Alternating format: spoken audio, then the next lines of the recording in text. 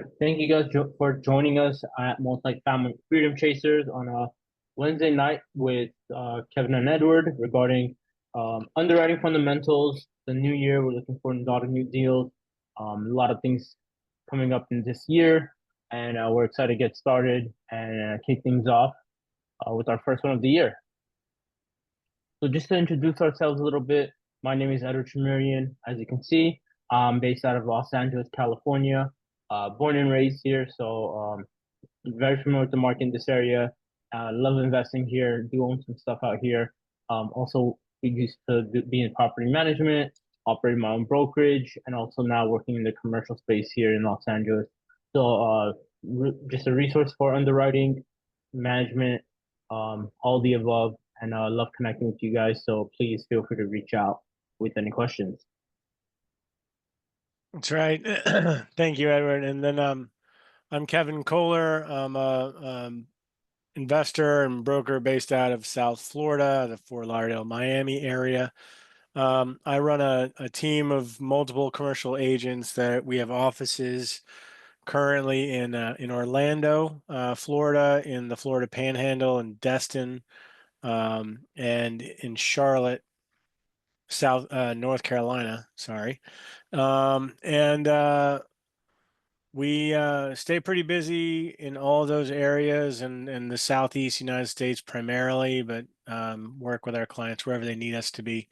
And happy to discuss any further on that. And then on the acquisition side, Edward and I have had the pleasure of being able to go in together and get some deals done, and always looking to see what else we can do, but looking to also kind of give back by giving some of that insight and expertise on both wearing our broker hats, but also wearing our underwriter hats and kind of looking at these deals and determining how to decide if it's a real opportunity or if it's not. Yeah, and the biggest value I think we can personally provide is not only have we done the syndication side, but also our brokers that see detail like deals. We see know what those conversations are like. We know what the OMs look like. We know what the marketing packages look like. We know what sellers look for. We know all those conversations that happen from both sides. Kevin has a lot more experience in it, but and very good research for that. So that's kind of where our background is, and it definitely that's kind of where we like to believe we've been in the game. So we would like to leverage that and help you guys out where we can with that. So as you guys may know, this is the schedule we follow. The first and second Monday of each month, we have the activation and then asset management. And then on the third week, we have the Wednesday with financing with Miles family. And then on the fourth Wednesday, you get Kevin and myself with deal sourcing and underwriting. So same schedule every month. If you have any questions or wondering what it is, what's the schedule like for the week, follow us on the WhatsApp, which is this wonderful QR code here. You can ask questions, interact, network. It's a great way to connect with people. And you'd be surprised with the connections you can make in this community. I'll tap into that in a second. But also, we do have other ways to network: Instagram, Spotify, Facebook, YouTube, and like I said, the WhatsApp. Kevin and I met through someone in this community, which led to us doing a syndication deal of 120 units. That was not my intention when I started and joined this community. It's just kind of how it unfolded. So when they say community is everything and you never know who you're going to meet and how you're going to meet people and what opportunities can be at and started and whatnot, this is evidence of it because Kevin and I didn't know each other a year ago, but yeah, over a year ago. But this community through some people, 120 units later, it's definitely been a great ride and looking to add more units under the belt. So definitely utilize the community. Like this is proof that you guys can do deals in the community, leverage our resources, meet people, and accomplish the goal we're all trying to accomplish, right? That's right.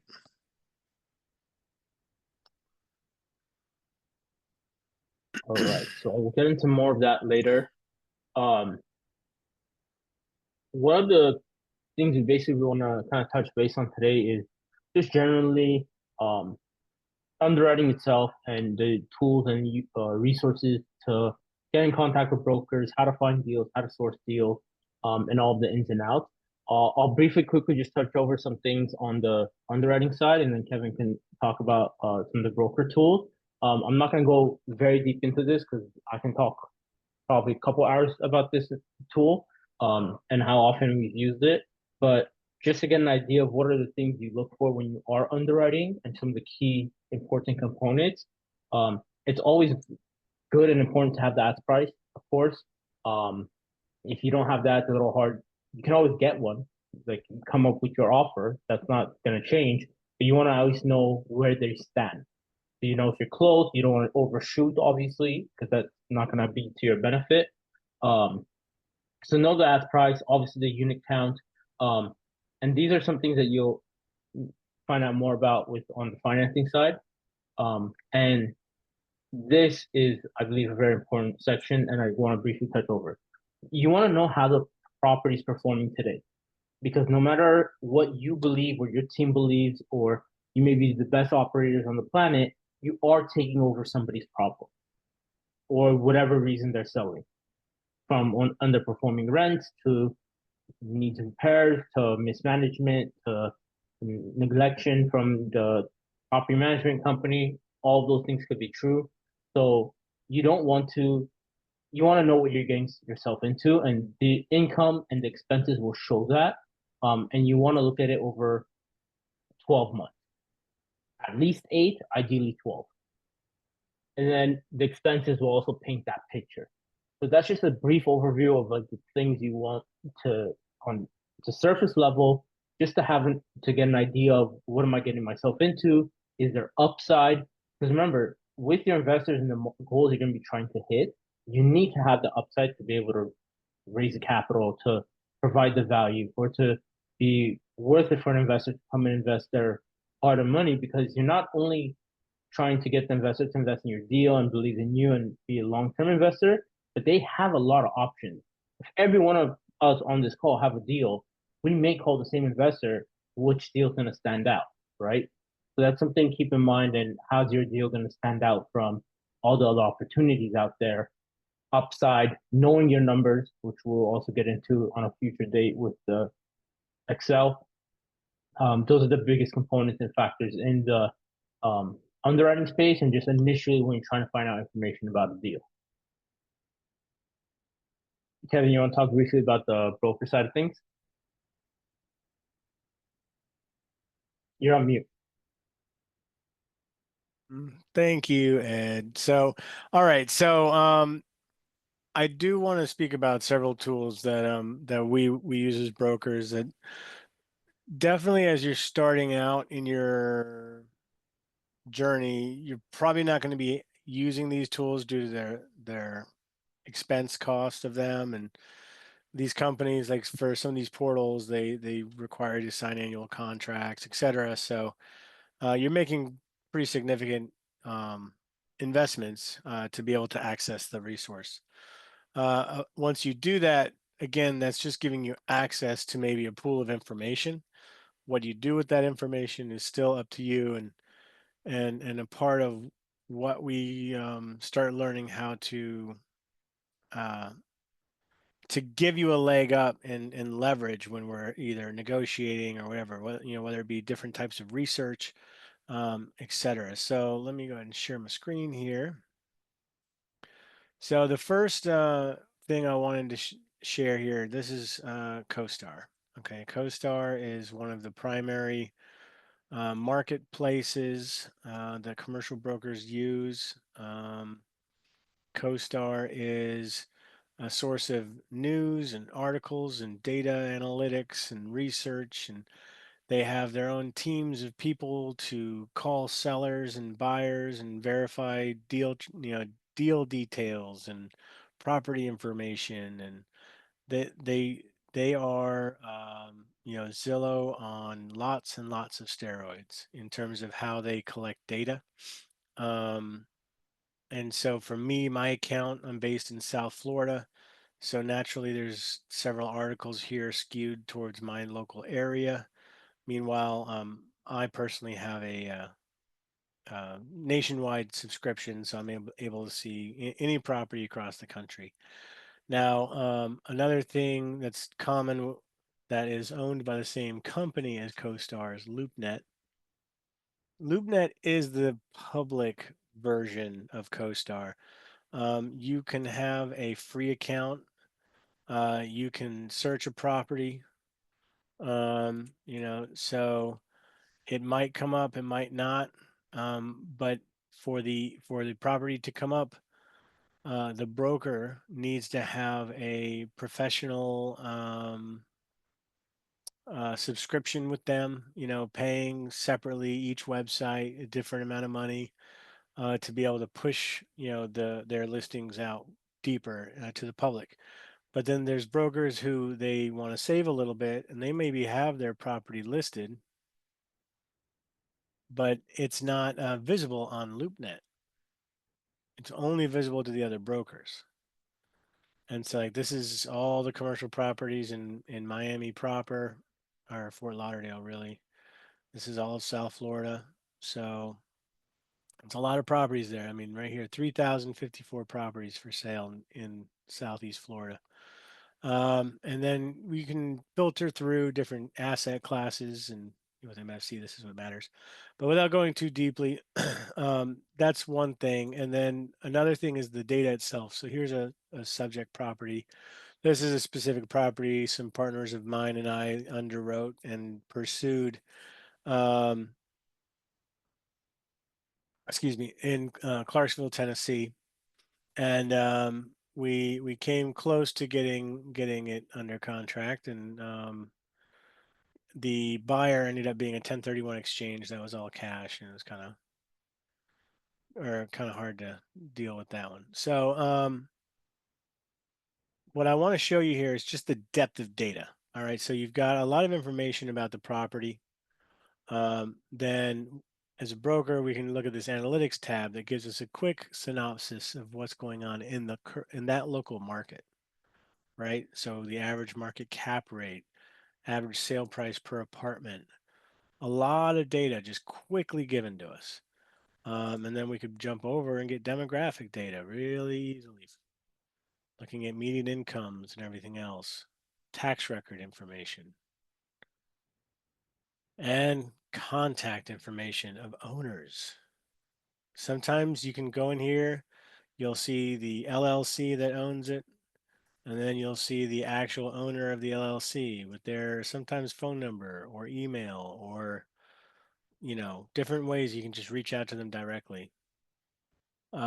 This is extremely useful when, maybe you drive by a property that looks pretty interesting and you know the right broker, you can give them a call and next thing you know, you're negotiating directly with the seller on trying to buy the property. It's a big benefit. Now, Crexi is another website that is free to use, similar like LoopNet. It's a good website to use. I recommend everybody here makes an account. Everybody here should definitely be looking at these things. This is an example of a listing my team put up on the market yesterday in Charleston, South Carolina. It's 137 apartments, and it's Crexi is useful. I mean, I have the pro version, so I'm getting more analytical data on the back end. But as our listing, we have different things, put up photos, information. I've got our offering memorandums, our flyers, all this stuff right here. It just makes it really simple as a buyer or even as a broker to be able to help navigate these things. Now, again, there's websites like these that you'll be able to um, see for yourself, and you might wonder, okay, then really why do we need to have the brokers involved? But at the end of the day, we're here to help give you data to make better decisions on these properties. We're not really here just to help find them for you. We're here to make sure that you're buying them right, that you're looking at every aspect of it, that you're getting the right financing, that all the negotiating aspects of it are done in the best way possible for you. as a buyer to get the best value, as a seller to net the most money. So there's a lot of different things that we do on the broker side. And the big value that we provide buyers is just making sure that they don't misstep, that they do get a good deal, that there's nothing that's intentionally concealed or anything of that nature. And I think almost every deal I've ever been a part of as a broker, usually just my involvement has saved that team multiple six figures in expenses, sometimes on an annual basis, based on things I've found out how to help them with on their cash flows. So I never ever doubt, what my value is to bring people. What matters is that we're out there, doing it. And then Ed can touch on this too. Like it's our broker to broker relationships that are sometimes going to give you the leverage to get out ahead of somebody. Like this listing here at Sandover Apartments, we've been marketing it for almost 45 days, but that's only to the people that knew us and the brokers that knew us. And now, as of 2 days ago, we're marketing it to the full public. But we have a lot of people that are looking at the property that have had a leg up and a head start in their underwrites and getting quotes and different things due to the relationships. Absolutely. And big point I want to add on that. The exclusivity and the speed that happens behind the scenes in commercial, especially on the multifamily and on the larger deal scale, most of the great best deals arguably will happen before anyone online, I should say, sees them.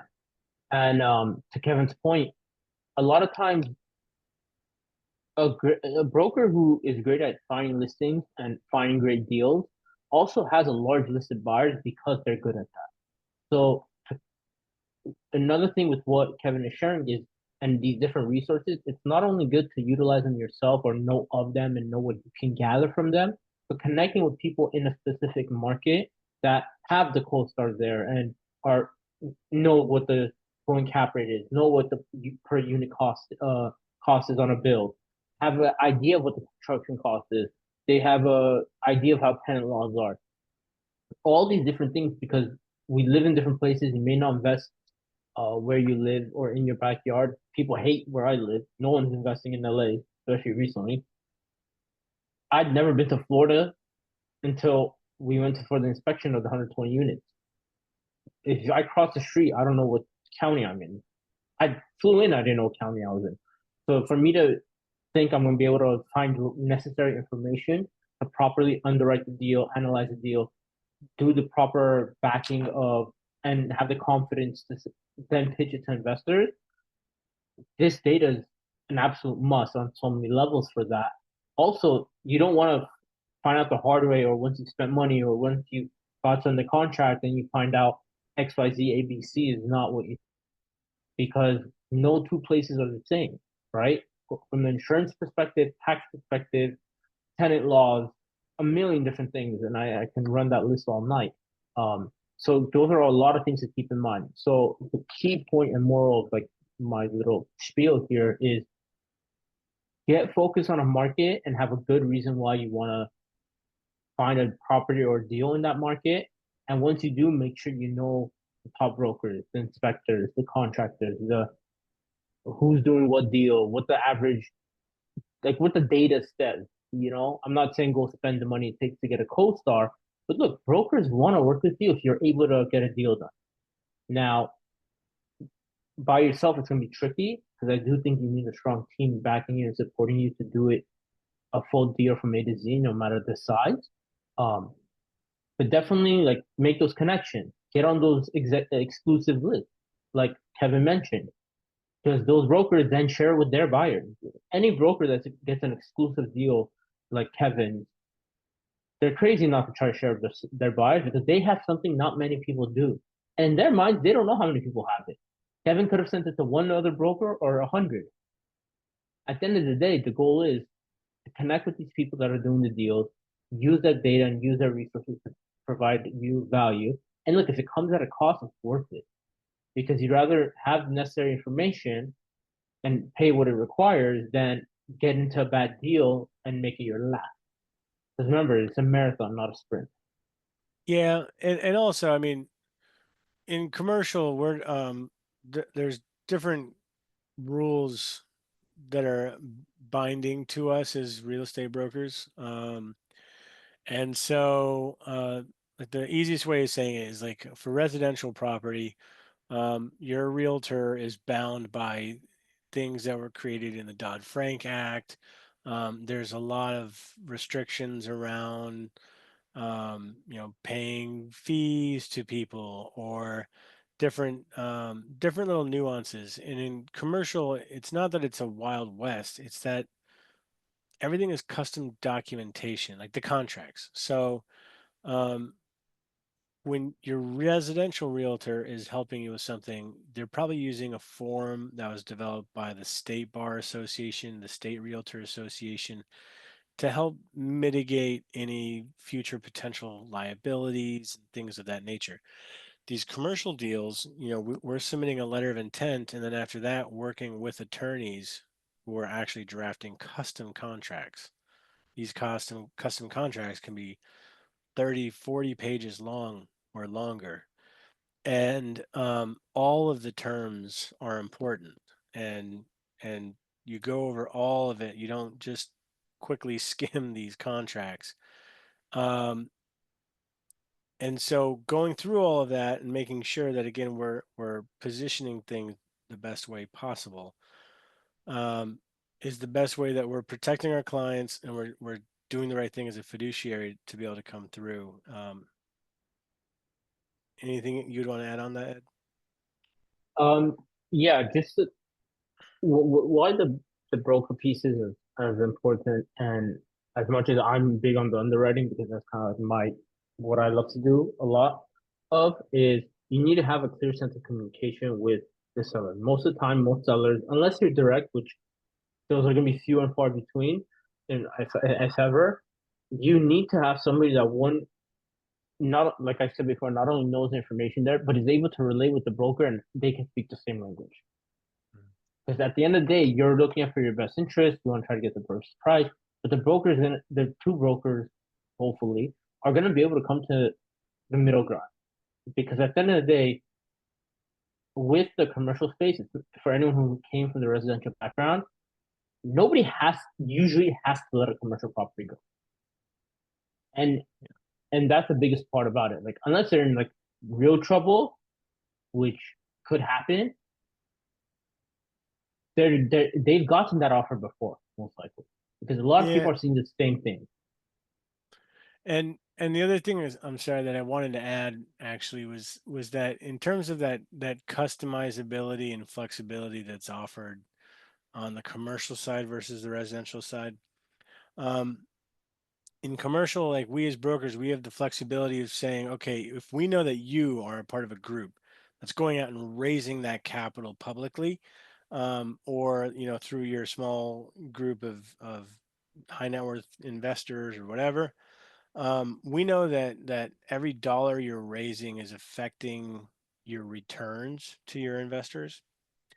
And so if we know that we would be receiving X amount of compensation, maybe we'd be willing to work with you and say, okay, we'll help you from having to raise that for the closing table to pay us, that you just roll in the fee as equity in your purchase and you don't have to worry about paying us the cash, and then that alleviates that burden. I mean, in some deal, these bigger deals, you think that's a six-figure plus burden. That might be two or three less investors you have to worry about raising money from if your minimum is 100K, for example.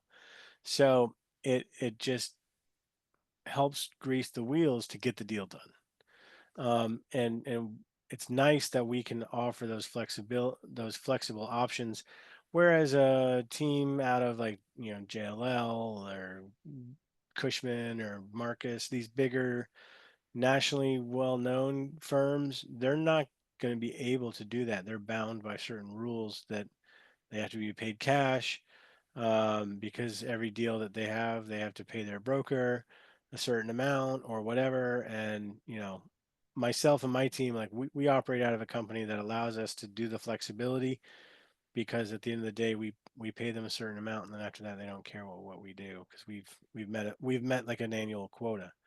So it's nice to be flexible and to do that, and then to be able to help our clients get deals done. Where I have had deals where they've come in close and said, you know what, Kevin, I might be short a tiny bit for closing, and I'm just like, you know what, don't worry about it, just roll it in, and I'll take a K1. And I think I like that point a lot because I think that's very useful. But to Kevin's point earlier was there's a lot of different ways you can write the contract and have a PSA and the way it can be negotiated. This space is much more creative than it's perceived sometimes because of how like we always hear the story of a max company coming in paying cash and whatever the case is. There's a lot of different things and tactics and strategies that can be implemented that even if it saves you $1 on the bottom line, which it'll usually save you a lot more, is going to change and impact your return. Remember, that's the biggest thing. If your returns don't meet the criteria, they don't meet the goal, they don't meet the underwriting, they don't meet what the investors are looking to invest in or hit, you can have what you perceive as you still got to raise the capital, right? So the little tips and tricks and creativity that could come from Kevin's experience, my experience, or a broker you're working with will substantially put you ahead and put you in a better position to offer either A, what the seller's looking for, or just get a better return naturally for your investor. And there's so many different ways to do that. And the other resource with the brokers that I think is very important as well, besides just the things we mentioned, is the boots on the ground, the resources, the whatever escrow requirements there are, the lawyer for the PSA, the syndication, the SEC attorney. There's so many different moving parts that like you what we go over on the 4 calls we go over monthly is really scratching the surface because there's so much that goes into a deal from A to Z, underwriting to PSA to opening escrow to at-risk capital to inspection to requesting credit, which I think is not talked about a lot or enough. Um, to then making sure your accounting is done properly, which can be a nightmare in itself. These are all things that you need to make sure you have the resources for. And that's basically kind of what we want to talk about today. Not to scare anyone, but also be prepared. Or if you're trying to get into the space, getting into a deal, working with a team, find your niche, find where you want to bring value, find the market you want to work in, and find a property in, and team up with people, connect with people, network, go to different events, be on these Zoom calls, talk to each other. You're gonna be able to accomplish this goal much, in my opinion, faster when you are more intentional about what you're looking for and know what you can offer. All right. So, are there any questions generally about brokers, general like initial underwriting things that may be needed, or what to look for or ask for when you're looking to underwrite in the beginning when you're talking with a broker? Any questions like that? I know we went on. We gave out a lot of info there.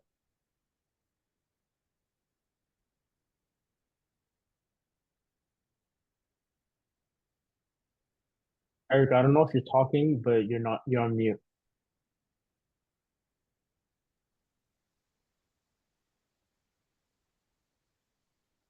Okay, you're unmuted now. I was mostly just thinking out loud. This is a lot of information, but it's a lot of really good information. Yeah.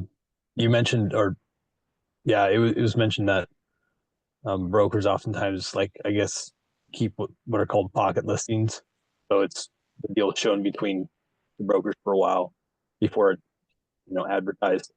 Um, that's another incentive to to reach out to brokers from the beginning because it lets them know that you're more serious on it. Yeah, I generally have more off market sale opportunities than I do on market, and that usually is because many sellers don't want other people in their business. Like they want to try and sell the property quietly. Um, they don't want people, especially within their social circles, to sometimes know that they're selling, because then if the property has trouble selling, they don't want to get like, made fun of, like simple things like that. Like they really don't want people in their business. And and then there are the sellers who, maybe they're starting to approach some level of distress, like maybe they're paying their debt service, but at the end of the day, they have, obligations to their investors where they're not meeting a projection, and they know that at some point they're going to have to like do something on the property, and somebody's not going to be happy. When that happens, they don't want to be dealing with too much stress, where they're already trying to like find an exit and land softer than maybe, the worst case of having to give keys back, of a property to the bank. Um, there could be so many different reasons why they don't want it really that well known that they're selling. Well, here's one. Um, I yeah, have one for that. Think about if you live at a property and all of a sudden you see it online. It could be a tenant thing too. And the reality is when you're in the 50, 60, 100, 150 units, that's a lot of different thoughts, right? And at the end of the day, it's not that you don't want your tenants to know it's for sale, but usually with new ownership comes change. Change comes higher cost of rent. And that's just naturally the progression of yeah, how this works. And tenants know that. They're not oblivious to it. So they see for sale, they see people walking the property, they see people, new ownership come in, and well, at that point, it's too late, right? So keep yeah. that in mind too. And on that, like when you start doing property tours, um, there's many times that people love to get their branded, Eric Manton Capital shirts. So that way they're walking around and they can take some content or whatever. And the next thing you know, the property manager is leaning over to you like, do you have like a regular t-shirt you could put on? Because we told these people you're the insurance guy, or like something else. Because they don't want the tenant to know, because exactly as Ed said, I mean, I managed almost 90 doors in Miami before I actually spun down my property management company and fired all my clients. It was the greatest day of my life. But like I had to deal with so many times where, if one, we bought the property, my client bought the property, wanted me to manage it. Of course, was the first question all the tenants, how much are you jacking my rent up?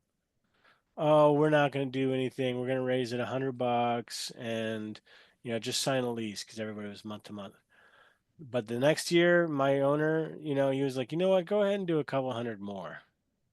And like and we were like, okay, we'll do it in waves, so we don't like cause a scare. It didn't matter. You did the first wave, everybody talked about it.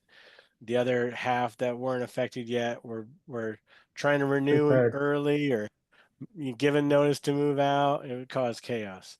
So there are, ramifications to when a multifamily property gets wind of it being for sale, and very infrequently is there not some type of,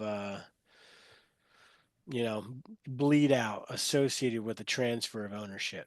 Mhm. I mean, Ed and I, we saw our, when we bought the 120 doors, the property, um, the vacancy increased by almost 10%. And like, and we had a third of the property at month to month rents by the time we closed, and our new management company, did not listen to us and renewed everybody at the same prices, because they were scared that more people would leave. So they just renewed everybody at the same price. And we were like, well, we needed you to increase rent. So now we're like, went back and started increasing rent on the future people. But, um, there was still a few people that left, even though we didn't ask to increase their rent. They were just nervous that it was a new owner, and we were the unknown. So, that is all part of the strategy that we always try and look at, of how can we help you acquire that property and not rock the boat, or mitigate as much of the change as possible